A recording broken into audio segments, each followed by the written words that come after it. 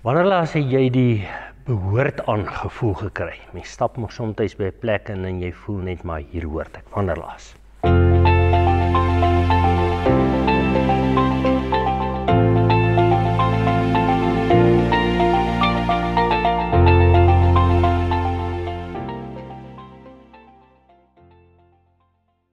Goeiedag liewe vriende. Baie welkom by die uitsending van die erediens van NG De Bruin Park. Ons is bly om vir elkeen van julle welkom te heet en hier te sien. Ons in die kerklike jare is ons nog steeds by hierdie tyd tussen Jesus se kruisiging, opstanding eintlik nou op pad na hemelvaart toe. Verlede Sondag het George op 'n baie mooi manier aan die hand van Jesus wat daar by Petrus by die see gekom het, verduidelik hoe die Here 'n stuk onsekerheid in Petrus en die ander disippels se lewe uit die weg ruim deur sy teenwoordigheid, sy daar wees. Ons gaan vandag nie in een van die evangelies lees nie. Ons gaan vandag die inleiding van die brief aan die Kolossense lees. En jy sal sommer dadelik as ons hierdie brief lees, agterkom hoe dit aansluit by hierdie 40 dae wat ons wag tot met die uitstorting van die Heilige Gees, die hemelvaart, eintlik 40 dae, 50 dae die uitstorting van die Heilige Gees. Maar kom ons lees. Paulus skryf hierso in Kolossense 1 vers 1 tot 3 wat ons gaan lees, van Paulus, 'n apostel van Christus Jesus deur die wil van God en van die broer Timoteus, aan almal in Kolosse wat aan God behoort, getroue broers in Christus. Genade en vrede vir julle van God ons Vader. En wanneer ons tot God, die Vader van ons Here Jesus Christus bid, dank ons hom altyd vir julle, omdat ons gehoor het van julle geloof in Christus Jesus en van julle liefde vir al die gelowiges. Vriende, hier in hierdie vers 2 begin Paulus sommer direk met dit waaroor ons vandag wil praat. Hy sê aan almal in Kolosse wat aan God behoort. Vriende, dit kan 'n baie ingewikkelde debat word as 'n mens nou praat oor die behoort aan. Omdat ons soms vasgevang word deur die uitverkiesingsdebat, wat 'n bietjie 'n ingewikkelde een is.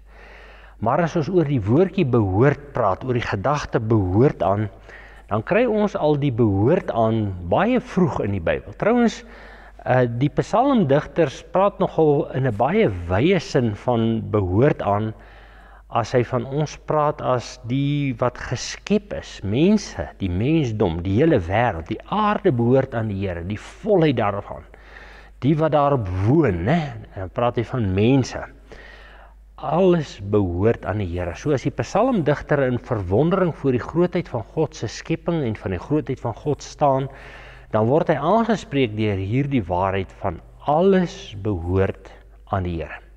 En histories is dit waar, want ons kry die skepingsverhaal heel in die begin in ons Bybel wat van ons sê dat God die een is wat hemel en aarde gemaak het. En dan kom die skepingsverhaal en hy probeer die ding vir ons in mooi beeldspraak of proses uitspel sodat ons iets kan vat van hierdie wete dat God het alles geskep. Ons lees nêrens dat die Satan iets geskep het nie. Uit en met dit wat God aanvanklik geskep het, begin mense weer ook goeders te maak, want ons is beelddraers van God, met die vermoëns wat hy vir ons gegee het, wat na sy aard is, die beeld van God, kry ons weer die vermoë om verder te gaan skep. Maar God het alles geskep. Hiermee werk die Ou Testament baie sterk.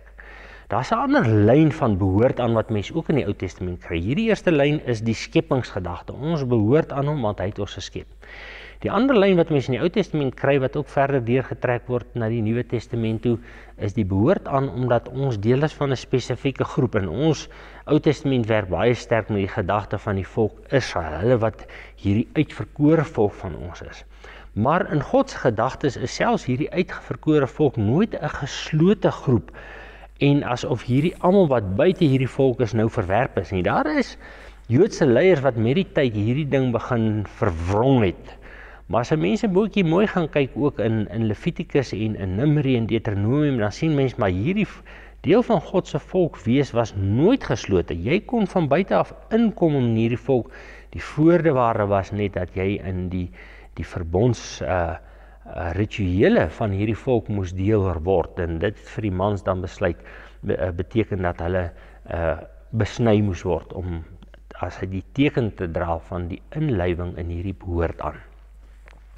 In die Nuwe Testament gaan voort hierop, en julle weet ons praat baie keer in die teologie van die volheid van die tyd, dat Jesus in die volheid van die tyd gekom het, en nou het daar 'n belangrike ding begin ontstaan. Ek gaan net nou daaroor terugkom, in die tyd van die ballingskap wat begin deursuur in die tyd wat Jesus op aarde is, en ons kry dit vergestald in twee groepe van die Joodse wêreld waarin Jesus gekom het, die Fariseërs en die Sadduseërs.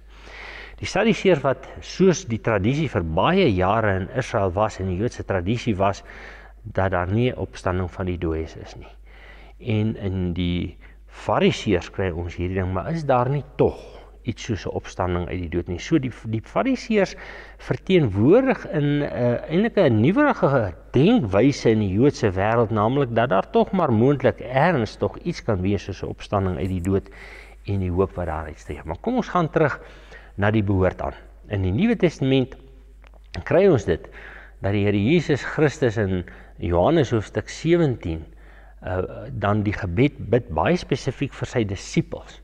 Dan sê hy hierso op 'n stadium, ek dink is vers 7 van hoofstuk 15, sê hy, ek bid vir hulle, en ek bid dat u hulle sal bewaar, en dat u u hand oor hulle sal hou, en dan verwys hy baie spesifiek na die disippels, en sê, hulle wat aan u behoort, hulle wat aan u behoort, wat u vir my gegee het, vir hierdie tyd om my disipelkring te wees.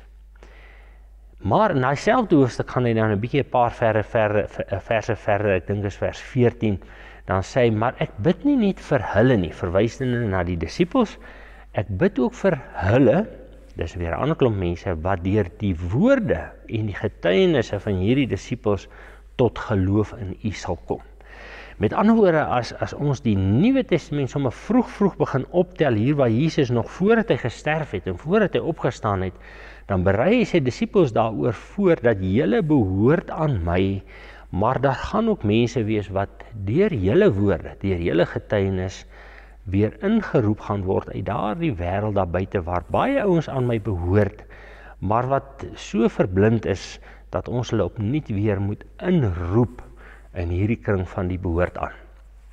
En dit is by uitstek wat Jesus in hierdie 40-50 dae na sy kruisiging en opstanding doen. Want die eerste groepie van mense wat God aan hom toevertrou het, wat in 'n besondere sin 'n groot rol sou gaan speel, om na die uitstorting van die Heilige Gees hierdie wêreld, die ander behoort aan deel, die deel wat vergeet het ons behoort aan, wat dalk miskien uit baie redes nie meer regtig oortuig is, ons behoort aan nie, wat met die stuk onsekerheid loop van, behoort ons regtig, kan dit wees, om vir hulle te gaan vertel, ja, julle behoort aan. En daarom, in hierdie 40 dae dink ons daarom, en dis hoekom George met julle verlede Sondag gaan sit het saam met Jesus Christus, ek wil sê, letterlik soos ons boere sou gesê het, rondom die kampvuur.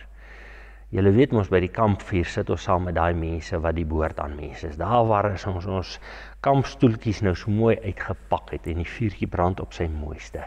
En ons kan hierdie behoort aan ervaring het vir 'n klomp jagters. Ons behoort tot hierdie jagtersgroep wat vir hierdie week hier is om te jag. Ons kom elke jaar so by mekaar. Miskien daar in die Kreerwiltuin, die familiegroep wat om hierdie vuurtjie sê, dis ons behoort aan groepie. Daarmee gaan die Here Jesus hierdie 40 dae om vir sy disippels te laat verstaan, julle behoort aan my. Want hierdie ouens, wat die boodskap na die uitstorting van die Heilige Gees in die wêreld sou moes gaan indra, moet daai ouens wees wat met hierdie absolute oortuiging en sekerheid moet loop, die Here het opgestaan. En hierdie opgestaane Here het in hierdie 40 dae vir weer ons kom besoek en kom net weer vir ons te kom sê, hier is ek.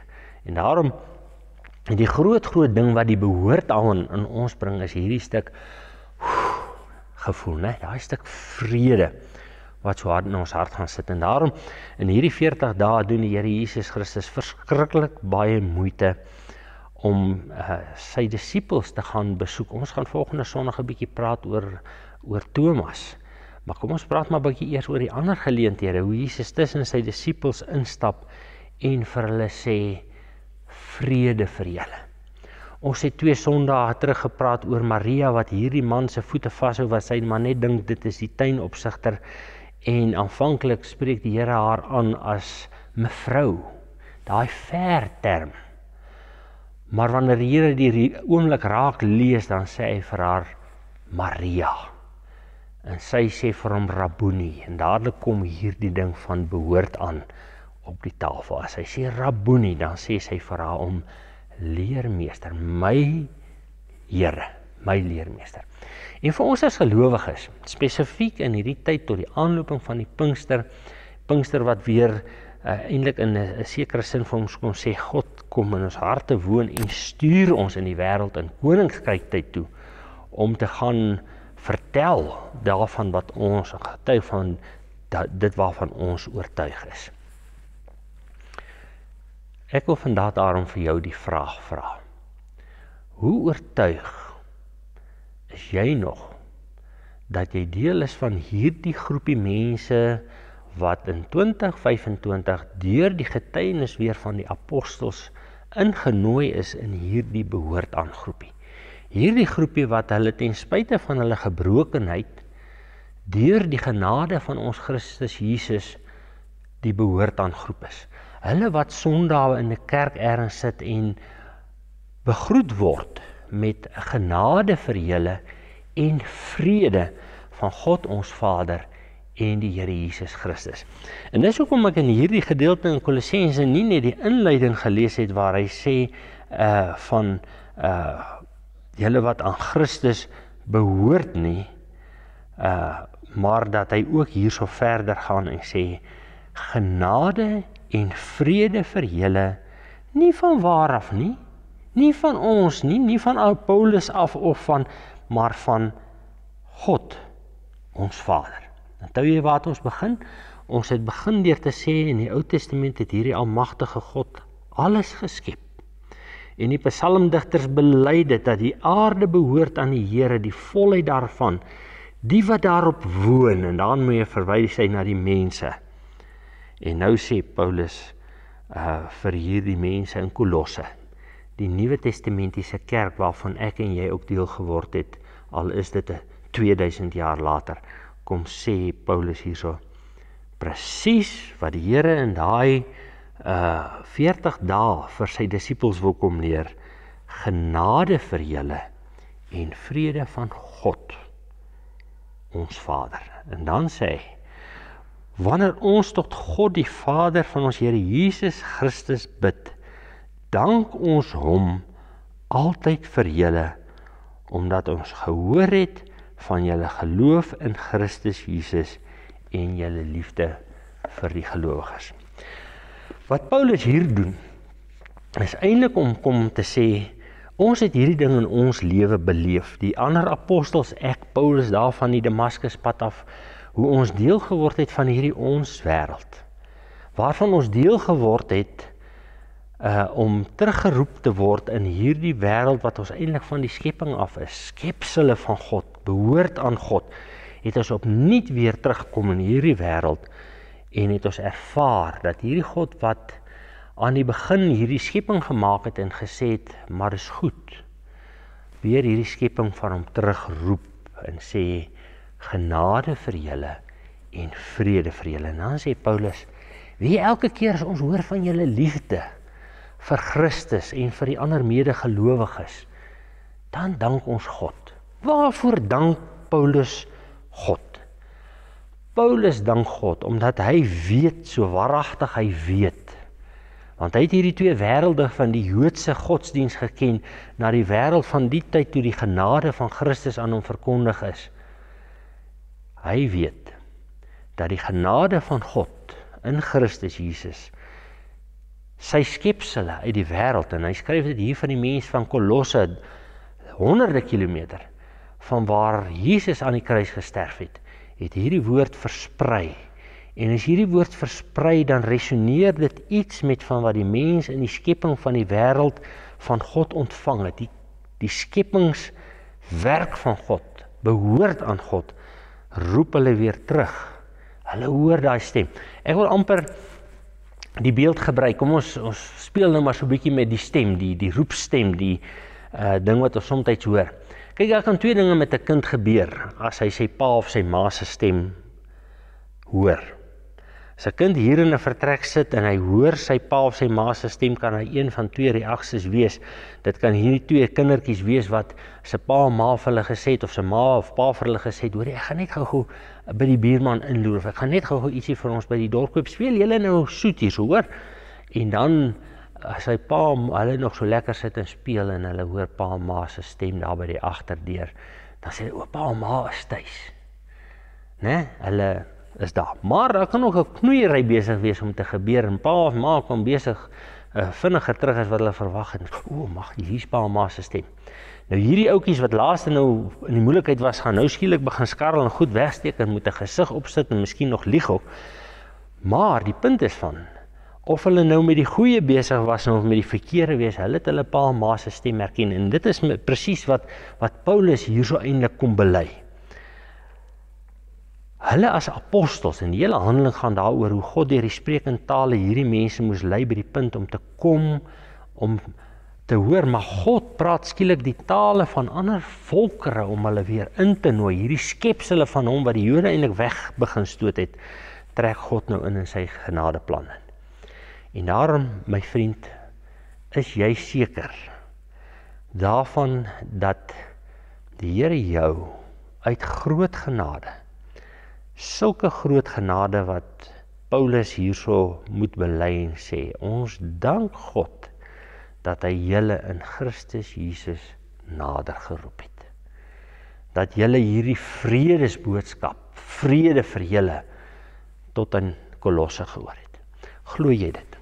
Glo jy en ek dat ten spyte daarvan dat ons deel is van die Afrikaner volk wat in hierdie land in baie opsigte as dit oor politiek gaan en hoe mense na ons kyk, verguis word oor 'n verlede.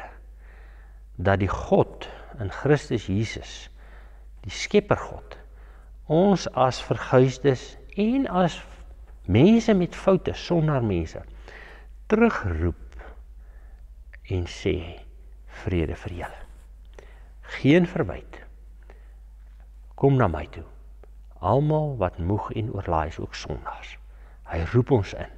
En dis daaroor met hierdie doel voor oë dat hulle wat aan God behoort net opnuut weer in hierdie 40 dae sal sê, ons is seker. Vriende, want dit is baie belangrik dat ek en jy wat hier sit in hierdie tyd vag van die kerklike jaar opnuut met die grootste dankbaarheid en sekerheid moet kan sê, ten spyte van wie ek soms kan wees, of wie ek miskien weet ek in die verlede was, as ek hier instap, of as ek in my binnekamer instap, as ek saam met medegelowiges is, dan ervaar ek dat daar een almagtige God ons Vader is, wat vir my en vir jou sê, vrede vir jou, deur die bloed van Christus Jesus. Jy moet dit vandag vat. Hoekom jy dit vandag moet vat, in hierdie volgende 40 dae? Na hierdie 40 dae is die veronderstelling dat ek en jy opnuut weer met nuwe ywer en met nuwe moed en met nuwe doel, met nuwe roeping, maar veral met hierdie vaste oortuiging in ons harte moet kan uitgaan en kan sê, ek behoort, maar jy behoort ook. Ek is geroep, God roep jou ook. As ouer moet jy jou kind kan groot maak met hierdie wete, dat hierdie kind behoort aan. Nie net vanuit die skepping van God, maar uit die verbond van God, uit die genade van God, behoort hierdie kind aan God. Vriend, ek wil hê jy moet dit vandag hoor, met dieselfde Vrede vir julle wat die evangelies vir ons op verskillende plekke sê hoe Jesus sy disippels weer gaan besoek het. Die Rabboni uitroep moet in ons harte leef. Leermeester, vredevors, die een wat vir ons lief is, die een wat ons gemaak het, die een aan wie ons behoort. Van die skepping af, dwars deur die kruis tot vandag toe. Kom ons bid saam. Here, baie dankie dat U met 'n mensdom soveel moeite gedoen het. En Here, ons besef maar net as ons selfs sien hoe die disippels na alles nog steeds gesukkel het om hierdie ding te snap. Wil ons vra, Here, wees maar net genadig op ons as ons soms twyfel. Haal vandag die twyfel uit ons hart uit weer eens met hierdie wonderlike woorde van Paulus aan hierdie mense in Kolosse, wat vir hulle sê, julle wat aan God behoort. Here, en ons is nou 'n paar duisend kilometer verder van daar waar U aan die kruis gesterf het, maar ons dankie dat die boodskap ook hier uitgekom en dat vandag hier in De Bruin Park Ermelo, of daar by my huis waar ek na hierdie video-opname kyk, dat ek kan weet, ek behoort. En dank ons saam met Paulus vandag, die almagtige God en Vader, vir elkeen wat met groot genade en liefde deur die kragtige werking van die Woord en die Heilige Gees oortuig geraak het daarvan, dat ten spyte van wie ek is of wat ek behoort aan Christus Jesus deur die genade van God. Amen. Vriend, mag hierdie behoort so diep in jou gaan lê, dat jy sommer daar waar jy sit, sommer net wil nog 'n paar oomblikke sit. Jy weet, ons het begin by die kampvuur. My ervaring rondom 'n kampvuur as kind saam met die familie was hier vroeg aan, dan praat ouens oor baie dinge en dit word gekuier. Maar hier later aand, dan is almal tevrede, dan kyk hulle net so in die vuurtjie.